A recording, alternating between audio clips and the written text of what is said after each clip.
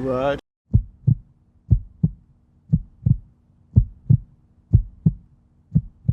Always into the day I die.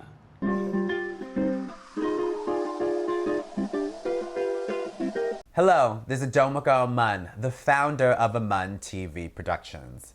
Some of the content that has been made consists of documentaries, shorts, and even podcast episodes such as the one you're tuning into right now. I'm often asked the question, how can I support what you got going on? And my response is, feel free to like, comment, subscribe, engage with the content with the links attached to this episode. It helps a production company go a long way, especially as someone who's a one-man show for the most part. And if you would like to do the next step in making a financial contribution, feel free to visit paypal.me/AmunTVProductions. That's paypal.me/AmunTVProductions.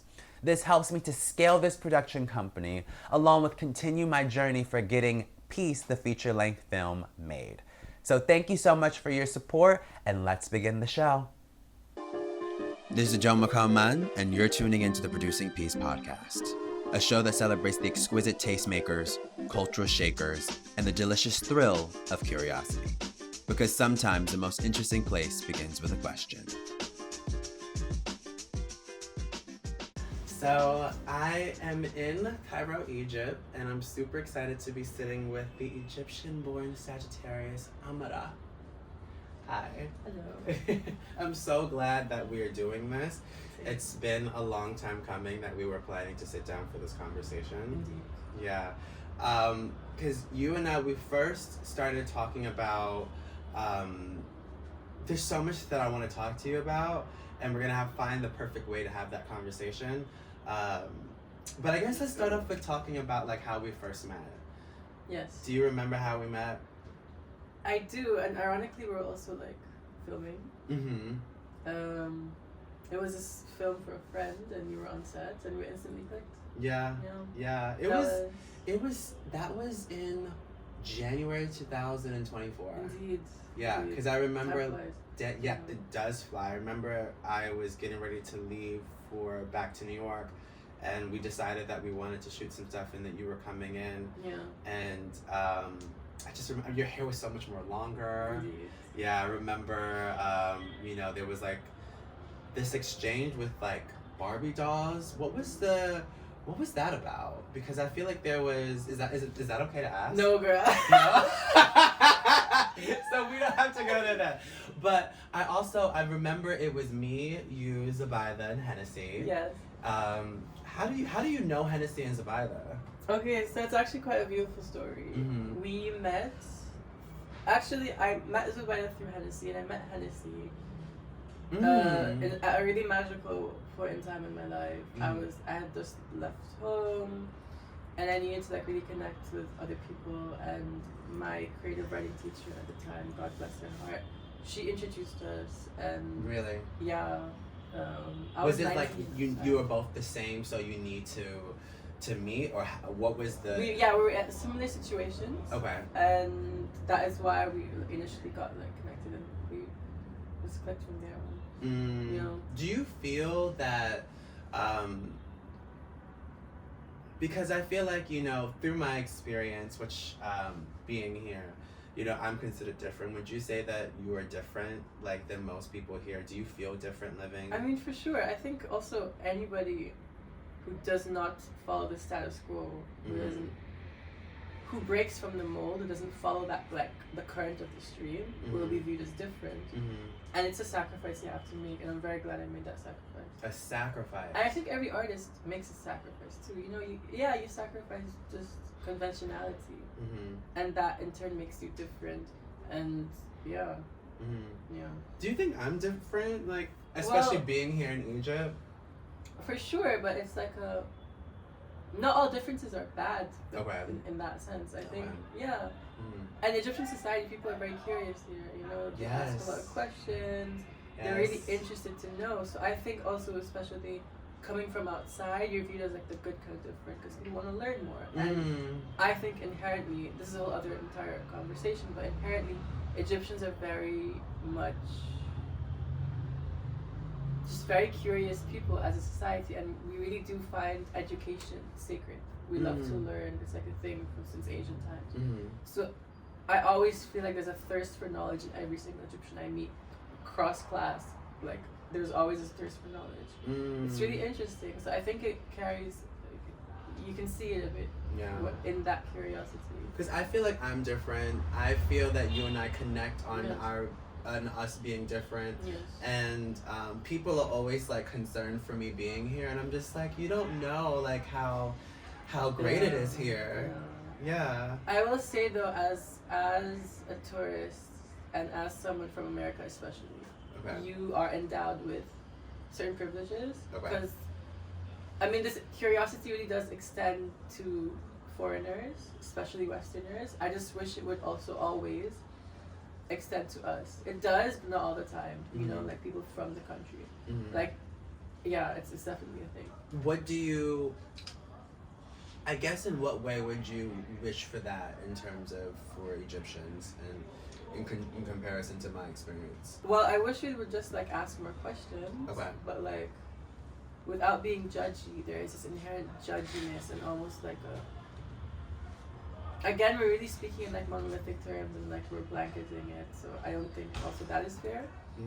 But yeah, definitely foreigners have a certain privilege like coming to Egypt, and they seem to pick on them less. But for people who are different here in Egypt, it's a bit harder for sure. So like extend that curiosity, extend that like, you know, like amiability, the affability, you know. Yeah, because I also feel like a lot of us see ourselves as like ambassadors to foreigners coming in. Especially You like, mentioned that. at the everyday Egyptian in the street, they see themselves as the ambassador of the country, so they wouldn't want to give like a bad rep to Egypt, you know. So they're like extra on their good behavior, but then why don't they keep that same energy for us? Why do you feel like a lot of Egyptians feel like that's their responsibility? Well, because I mean, can we name names? But like, for example, like that Aisha Speed stream, he just came in being himself, which is fab. But then a lot of people, of course, took an idea of Egypt through his streams. You know, so then Egypt just got this like platform all of a sudden through him. For example, I'm just using him as an example. And so, yeah, I feel like just word gets around, and maybe like they just feel like they have to like show their best sides, but at the same time, I am doing us a disservice in saying this because we like are also like this. We really are, you know, like it isn't an act or anything. It's just an affability, a friendliness that is extended towards the foreigner, and I wish that was extended more towards other Egyptians. It's fun fact or crazy thing, like, because I didn't know much about him. And the day before he was at Abu Tarak, I was at Abu Tarak, and he was eating at the same table. So they have a robot, allegedly. I never saw it. Wait, what? They say they have a robot that will serve you kushari if you go every Friday, to the point where it's like become an urban myth. I have not seen it. If anyone has, please let me know. But, yeah. There's a robot that serves food at Abu Tarak on Fridays. Yes, the future. I have to go check it out. I do too. I've so been funny. hearing about it for like a year now, but I haven't seen it. But they're not open during Ramadan, so. Oh really? No. I didn't even know that. Yeah, because when I went to that art show with you a few days ago, when I met you there, I was always curious about like if it's open during Ramadan, and like most of the kosher places here in Egypt, like a few of them are open, but the ones that are like you know the ones that like have that energy, like not the one like Kosheri Tahir. I feel like I had the same conversation with a friend last year because I was surprised that the Christian places aren't open, and apparently they're just not open in Ramadan. They're not. Yeah. I have this same like what? Yeah. Realization every year because I'd be forgetting. Yeah, and also I think also there's like there was like a kofta place, like so I think maybe some of the I feel like a lot of like.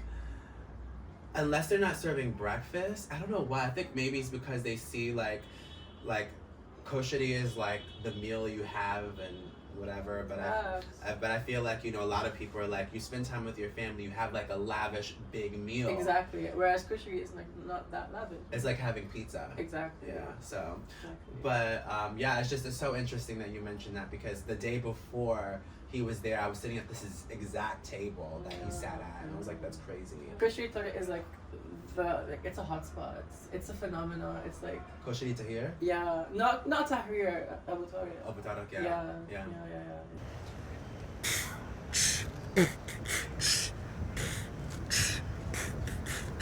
They call me Thug Nasty, Uptown Fancy. Not a drug dealer, but my flow's as I can be. Got them shaking and shimmy when I spit for the city. Making 5K a week because I'm booked and busy. They wanna see how I ball with all these fraudulent calls. First they wanted to play me, now got these bitches on pause. Yo, chill. Yo, matter of fact, let's just take this back to the crib. Come on. Whatever. That was a clip from the short film piece. If you would like to watch it in full, please feel free to visit the link attached to this episode. Now let's continue on with the show. I feel like the scene here is so different. In what sense? Well, it's so different. And which scene? I think like at 19, I remember I really wanted to chase that scene, right? That the art scene, and I really wanted to find it here in Egypt. So I really do think we as artists, we always gravitate towards these, these scenes, because like New York has this popping art scene that is very distinct from like West Coast, for example. So there is always like a scene in a city, but of course it has to be one here. And in Egypt, you feel like the art scene in Cairo is distinct from that in Alexandria, for example. I haven't tapped into like that. Do you know the Alexandrian scene? I dabbled in it for like a week when I traveled to Alexandria. Ooh. At 15, I left home and just traveled to Alexandria, then Siwa, because I'm a Sagittarius like that. I've been doing it on a whim. Yeah, so... Can you quickly explain to me what the vibe is of Sagittarius? I know. Well, we're crazy. Okay. Yeah. Very adventurous. You cannot take our freedom away or we will fight you. With grace. So like we're also like quite with grace. Yes, because I feel like you're charming. I feel like the grace is charm. Charm is grace. Because I'm Grace. Well, that could be viewed as charm as well. No, it's like for the same family. I feel like Sagittarius are so different. Like y'all are. You are unique from like the other zodiac signs. The most charming sign ever. The most charming sign, but. Like my first lover was Sagittarius. Girl, I know it did not last long. But anyways. But yeah, you guys are very like fiery and hot. We are controversial. Yes. Like just walking. I love controversy. We need more controversy in life. People are too afraid to be controversial. That's something a Sagittarius would say. Is like, I'm ready to fight. Yes. Let's fight. Yes. Why? Like, what do they say? They say that you gotta fight in order to like love and war or something like that. Do you know the term they say? No. They say that like in order you have to have war in order to have peace. Well, that's true. Come on. Hate, especially during this time. No. I always actually. It's funny you bring that up because it's almost like a mantra. Because they're Sagittarius. No. You cannot have peace without justice. And funnily enough, like I was even like a whole thing in Avatar, The Last Airbender, Avatar Kyoshi, when like Aang is like having like this peace moment and he like taps into his past avatars because like war is going on. He like goes to Avatar Kyoshi and she literally tells him there is no like only justice will bring peace, and that's really true because peace has become. I mean, let's like tap into the times and get political, like this whole board of peace thing. This board of peace just launched a war, killing innocent like children in schools. That's insane. Where's the peace in that? The word peace has become so bastardized by the West, right? By like these invading like imperial entities. We can get into that, but like just keeping it cute right now. I think peace has become a very bastardized and liberalized and like defanged word. So you really cannot have that without justice, and also things are very contextual. Like, what does peace mean in the Middle East when we're being bombed left, right, front, and center by Western governments, right? So it's like, how do you get peace in that context? Through justice, you know? Wow, I mean, I think when you bring it there, I think that we can't really talk about the scene then. I totally forgot we were talking about scene. Listen, I came on here with an agenda. I'm joking. No, I mean, I think that prompts my next question then, like, what are your thoughts about the West in contrast to the global South? Overrated. Yeah. Overrated. I also, the Truly. one term that I've heard you and a few other of our friends here talk about is the term global South, and I never heard that term until until I came to Egypt, and then That's funny. and I had to look it up. I was like, what do they mean by the global South? What? And so It's coined by the West.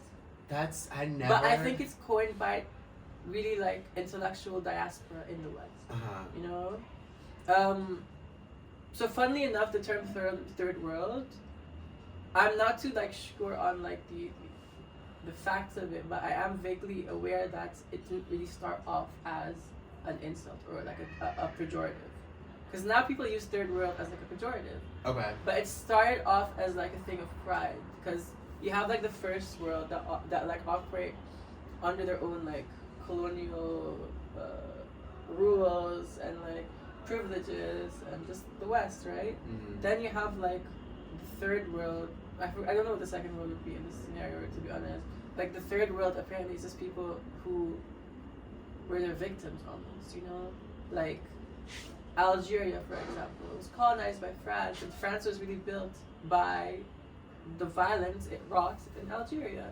So then Algeria becomes this third world. They had to like act out their existence, you know? So they became this third world, and it became a source of pride. I think this was during the time of like the 60s. And the Black Panthers, and like that was like a whole cultural worldwide boom. It like gave people so much I think to aspire to. It gave people hope. During the 60s there was like a lot of like riots in the West that really rippled throughout the world because it was in the belly of the beast. So I think that is when the term third world really became associated with the people who are not part of the empire but who the empire exploits. Right? So then that sort of became misconstrued into like a slur almost by like everyday people in the West, like third world countries. So then people just, I think, adopted global South almost naturally. I usually say developing nations. Why are we developing? That's the thing, right? There's literally a book called, There's a book called How Europe Underdeveloped Africa. It's a really good book. And it's also like from the 60s. We're getting into it, yeah. You know, one thing that like we talked about, that I learned about you, oh my god, you have great eyebrows. Thank you, thank you. If I haven't told you. But one thing that we talked about is your commitment and devotion to anthropology. Can you explain what that is? So all this goes hand in hand, actually. When I was studying anthropology, that's how I met my creative writing teacher, and really clicked because of this. But, you know, the world is like already mapped out. History, it paints a picture of our present. And you can just study that, and I think that's very fascinating. That's why I found myself just gravitating towards anthropology, being different, looking for certain scenes, looking for an art scene, and trying to grapple with it, like why things are the way they are. Why is there not such a strong art scene here in Egypt? You know, is there not a strong art scene here? For example, like in comparison to like New York, okay. Why is that the case? So then you like come to really like study and like learn why are things the way they are. I always had that question mark since I was a kid. Why? And that naturally made me like just want to study anthropology. Why is there not a strong? Because we are poor. Okay. Well, it's already like that, but like. But I don't think that's true though, and the reason why I think that like pressure makes diamonds and pearls. Oh, for sure. And so I feel like, you know, a lot of us, I mean, even when you look at American slavery, like some of the things that got us through that was art, through some singing. Of the best artists at the time were like fighting Jim Crow laws. Yeah, and I also don't know if I would agree with you in saying, I mean, correct me if I'm wrong because I'm a guest here, even though this is my second home. I feel that like there is a strong art scene. It's just that a lot of it is like commercialized. There's not like a strong independent. It's behind the paywall.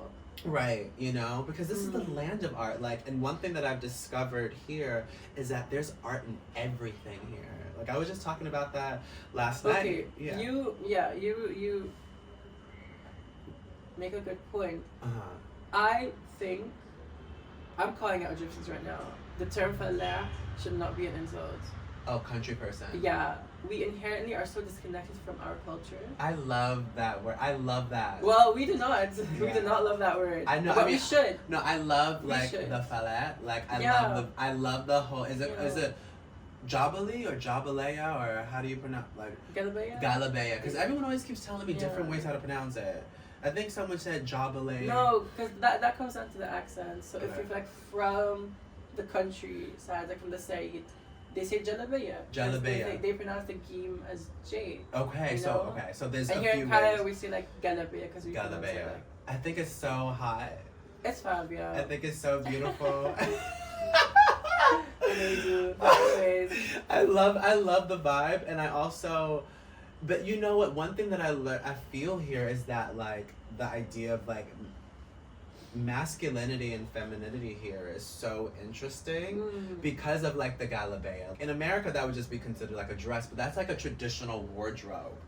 And so there's like a lot of things here that like even like when men like they put heat to their hair to make it straight here and they put I didn't relax. know that, but like. You didn't know men put heat to their hair? No. Are you serious? Oh, I know. Oh my god, how do you? Y'all put heat in your hair? They put heat. They that's how they do the.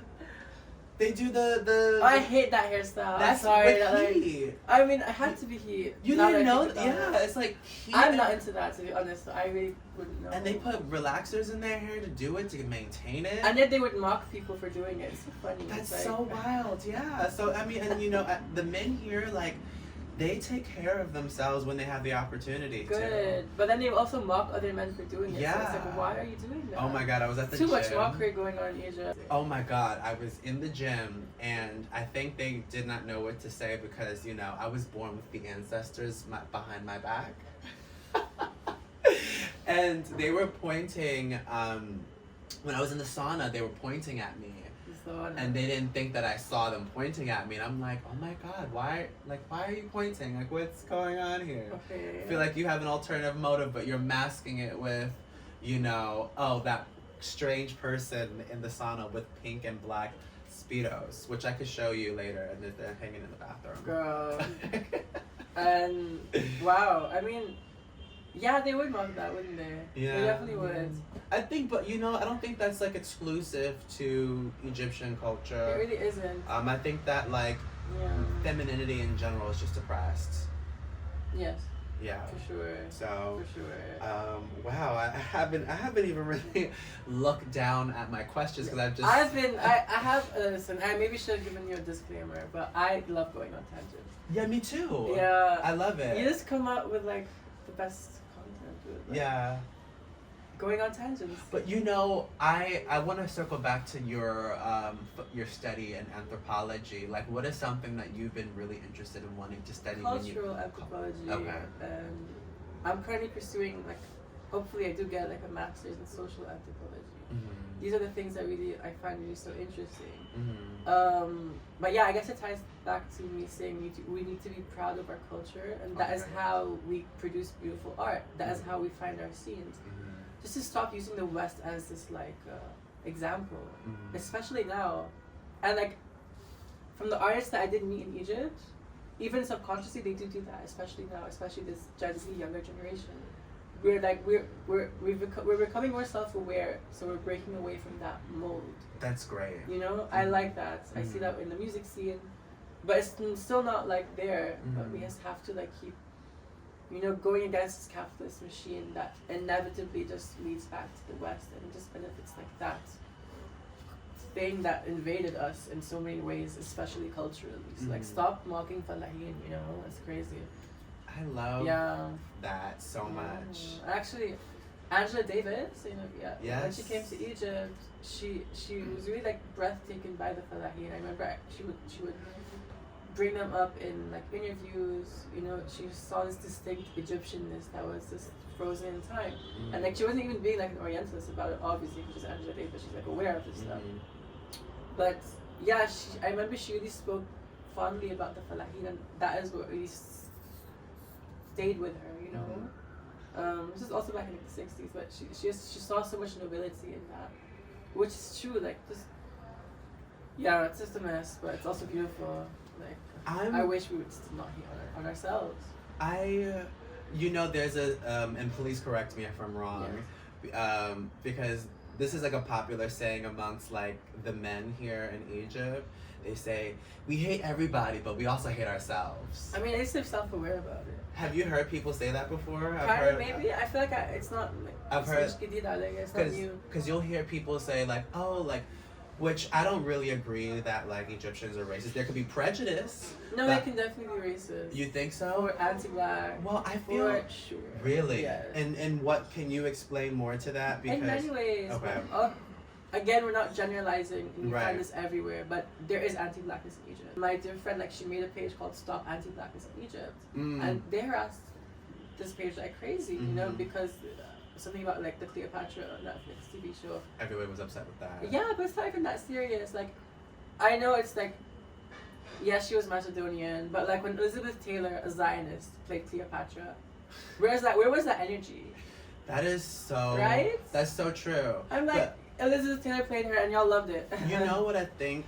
For me, and this is gonna be a very controversial statement. I don't like to be controversial. It just so happens I'm not that person because I have people like you to help do the controversy for me.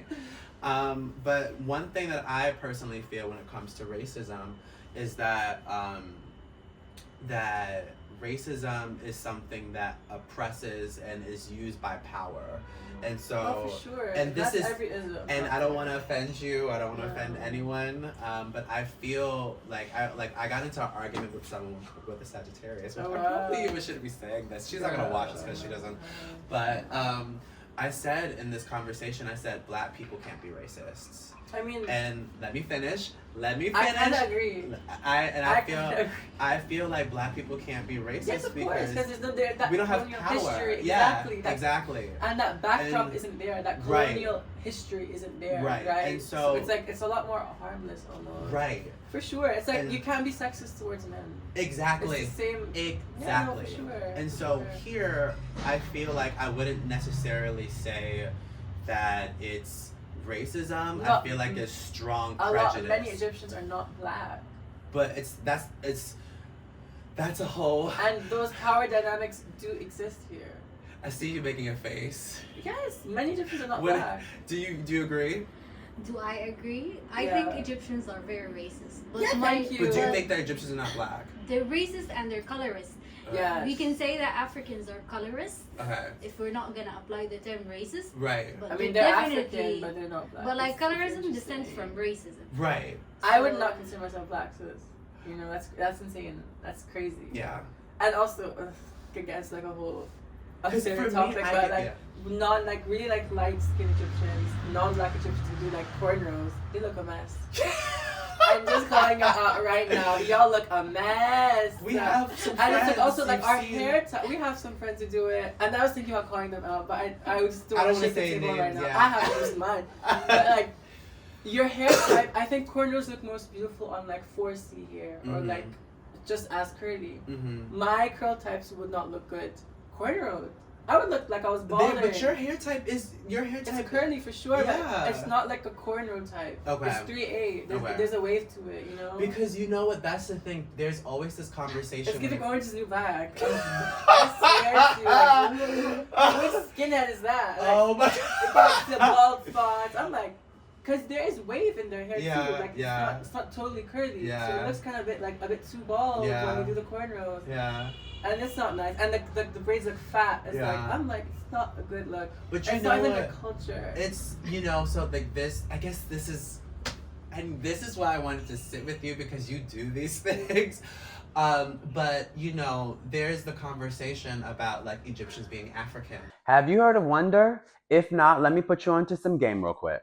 Wonder is basically the food hall for the digital age, which means if you and I go out or dine in and you want Chinese and I want Mediterranean, we can have it. If our homegirl over here wants Italian and then our homie over here wants Indian, we can cross-pollinate, okay? Download the app today to find the nearest location to you and use my promo code ADOMACO280 to get $15 off your first 2 meals. That's ADOMAKO 280 to get $15 off your first 2 meals on me. Because why not share the love? Now let's get back to the show. I mean, I would rather we consider ourselves African than fucking European. You know, like Right. Because many of us would want to be European. And I'm like, why? You know, because Mm-hmm. they want that proximity to the power. They want to escape prejudice. Ugh, it's horrible. And now especially. Oh, it's so interesting. I'm going off on another tangent, but I posted a story yesterday on this really cool social commentary person. They're probably an anthropologist too, but they were posting about this song. You know that Irish girl who sings zombie, that zombie song. It's very famous. She's what was the video about? Because I watch a lot. It's about how even white people can hate on their culture if it's not imperial enough. It was referencing Irish culture and how Irish people can look down on that yodeling that they do in that song. It's a very viral, famous song, and it's like a thing they would do. It's like a dirge almost. When somebody dies, they would sing it in that way. And so this metal singer, she incorporated that in her song, and that is why it's just such a striking song, because it's so unique. And she used her culture in it, and she fused it with Irish culture. And the Irish were colonized by UK, culturally assimilated. They have their own unique history, which is why a lot of Irish people stand with the Palestinian cause. And I fuck with the Irish, and that's why Azealia Banks doesn't. But anyways, yeah, he was saying how there are some white people, some Irish people as well, who want to distance themselves from this yodeling culture that they had, because they see it as backwards, because the British saw it as backwards, you know. And I see that here in the story. I was like, hey, holy shit, I see that here too. The term falah, or so much culture that we have, but we see it as heathen or backwards because the rural people, you know, that's their thing, you know. But also Egypt is so diverse. It's so is. You have the Bedouins, the Amazigh, the Nubians, yeah. You know, so it's nothing is black and white, nothing is monochrome. Yeah, and that's why I mean, because the perception about Egyptians, about this part of the world, is so skewed. It's so skewed. I mean, especially now that level 2 warning, that emergency warning, the travel advisory. Americans and white people and Westerners and Europeans, they still think we live in fucking pyramids and huts and we ride camels to go to work every day. Crazy. A lot of them are really ignorant. Yeah. Because they have everything afforded to them, you know? So it's why even bother to learn of the truth? That's why I don't feel any type of...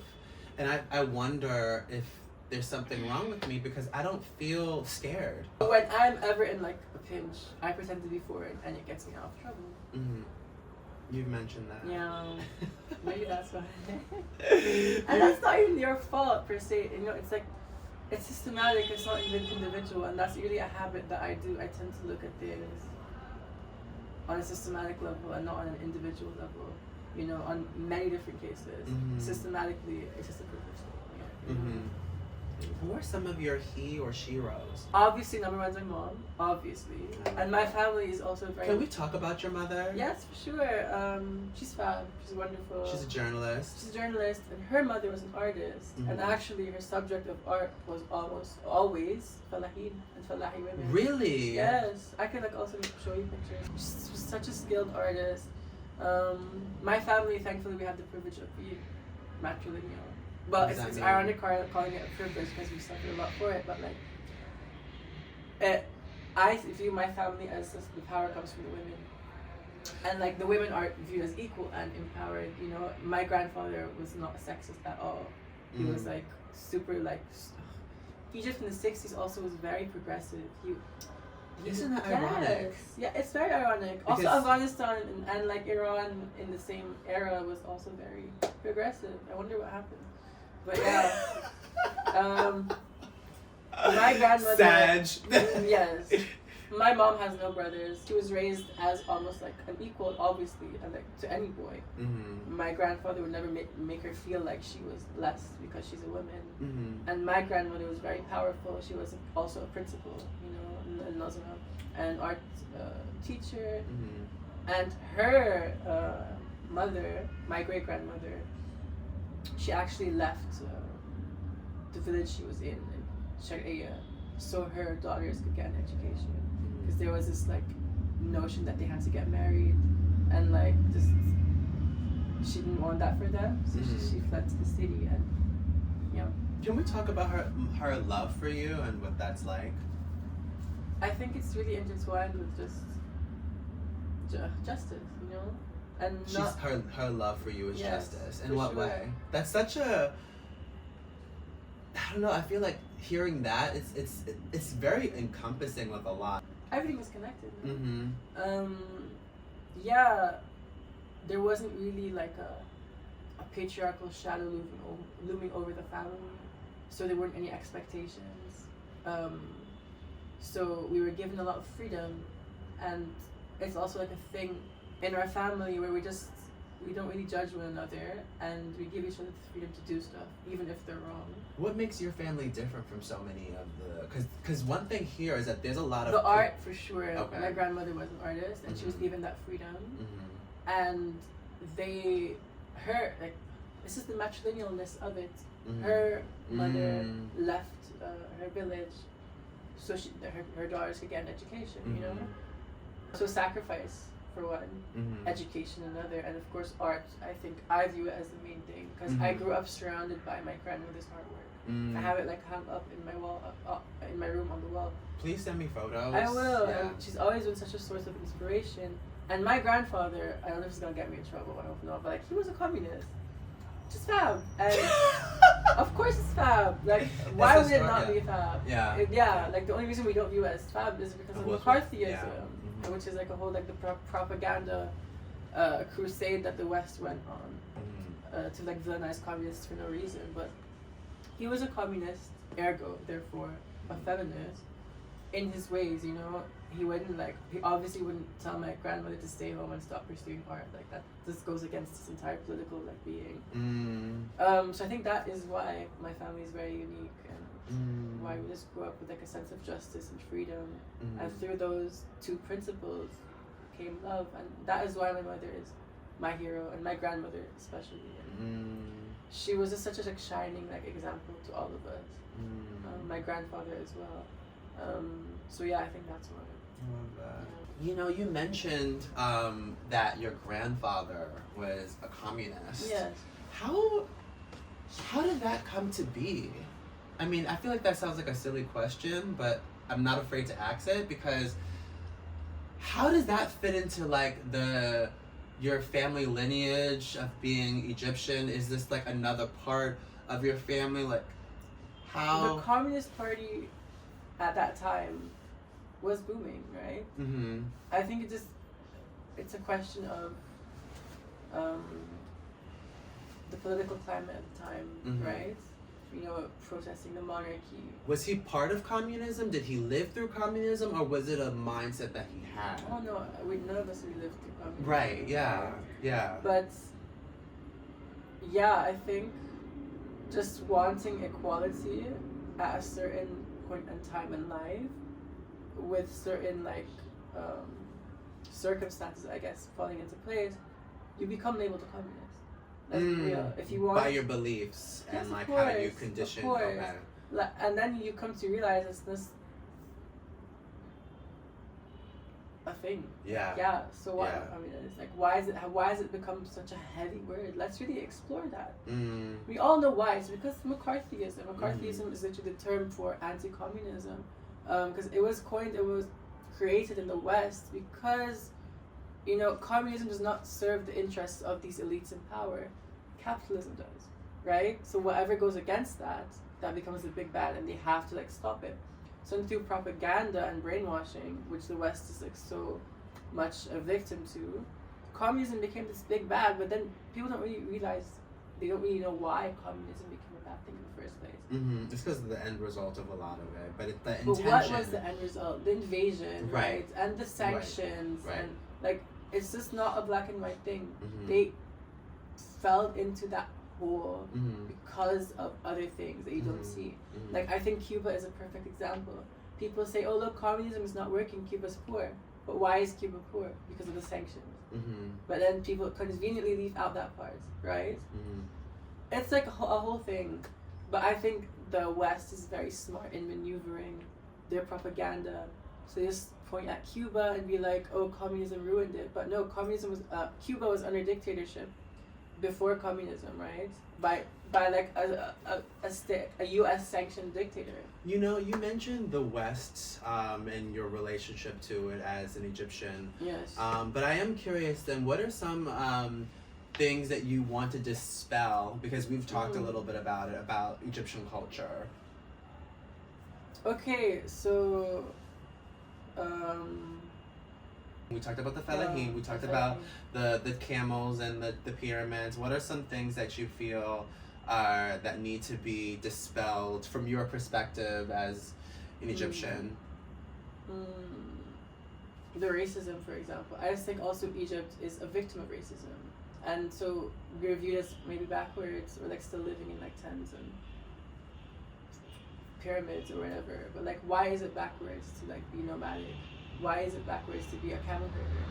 Why do we view that as like backwards? But as far as like dispelling, I guess, preconceived notions, Egypt is a lot safer than people make it out to be. Oh my God, yes. People are a lot more friendly than they would expect, Mm-hmm. and they're a lot more free. Why do you think it's safe here? Because people do look out for each other. There is a community aspect. Ironically, that capitalism has destroyed. The West is hyper-individualist, it's hyper-capitalist, and it's become their culture, right? But that's not really our culture. You know, like capitalism does not really like work here the way we would think it would in like the West, because it's not ours. It's not our culture. You know, we're more communal. We're not hyper-individualist like Europe or like LA. You know, so Because you speak about safety. Yes. And how safe it is. A lot of questions I get is it safe for women? And I always tell people, I'm not a woman, I'm half woman, half man, but I'm not a woman, I don't walk around identifying as a woman, I'm a man, and so I can't speak towards that experience. You know, but I always say that the women that I do know, they are safe. You know, and men are going to be men no matter where they are, unfortunately. Yeah. And the fact that even that's a term is something that we should break down. But do you feel like when people say, "Oh, are women safe?" What is your response to that? What are your thoughts? I think it's no different than the West in many ways, but it's also quite different in the West. It's like both of those can be a thing, you know, like it really does depend. It really does depend. Yeah. I guess people assume that because women wear the veil, for the hijab, that we're like somehow more backwards. But that is steeped in racism.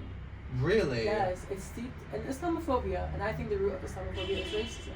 You know, like why? Of course, why people view like the hijab as backwards, and we have to like free women from wearing the hijab, but like it's her choice in many instances. Right. It's her choice to wear the hijab. So I think a lot of these preconceived notions, like the root of it is racism. These people, they live in pyramids, they're not free because like the women have to wear the hijab. But it's a lot more nuanced than that is. It's a lot more nuanced. And of course, ignorance. You know, like these preconceived notions stem from racism and ignorance, and those two are like one and the same.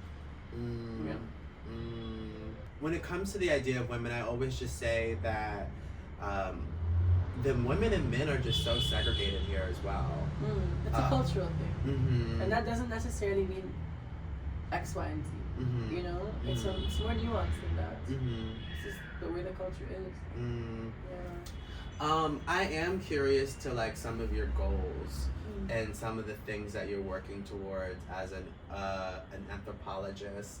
And Well, I wouldn't call myself an anthropologist yet. Okay. I'm just very interested. you're working towards yes. it. Yeah. So like, a goal of mine would be to study and continue my studies, do a master's in anthropology or archaeology, and those two really like. In Egypt I'd be or so bombarded. in Egypt? Not in Egypt. No.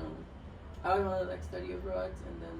To where? Because you have so much pride in being Egyptian, which do people often Yeah. mistake you in not being Egyptian because you say. Well, yes, of course. Yeah. But like, I'm Egyptian. Uh-huh. Yeah. But where would you study then? Because it seems like you're very opposed to the West. Well, I'm opposed to the U.S. So Oh. if you gave me a chance to study in America, I wouldn't even go. Really? Maybe I'd like to do like New York Fashion Week. But You that's would it. not come. Well, New York is like a whole different vibe. Exactly. So I could do New York like Yeah. Fashion Week. But Yeah. that's it. You wouldn't like stay. Hell You wouldn't no. live in New York. I would mesh. You know, people always think I'm American because of my accent, but I wouldn't live in America. Yeah, really. Hell no. Mm. Abadan. But I have applied for Ireland and the UK, Really. and people always say I would really like mesh with Italy. I would vibe well in Italy. Yeah. So like that would be my next step. And obviously I'm a Sagittarius, so travel is in my DNA. It's part of my identity. You know, I grew up with like a lot of like different like exposed to like different cultures. My mom is very open-minded. We have like decorations from all around the world, statues and stuff like that. So I grew up with a very multicultural household, and I see myself as obviously not being tied down to the country I was born in, regardless of pride. I would always carry it around like a badge on my shoulder, you know. So like my Egyptianness would always like follow, but I wouldn't necessarily be tied to Egypt because I'm Egyptian. You know? One thing that I am curious about is what does expansion look like for you? What 'Cause you said do you you- mean by expansion? So, like, what are some of the things that you want to complete in your life? What are some of the things that you want to do? You've mentioned that, which you said you wanted to go to the UK and Ireland, perhaps. I don't necessarily want to. Okay, not to cut you off, but I guess Because Americans are low key like the babies of the UK. I mean, they are the colonizers.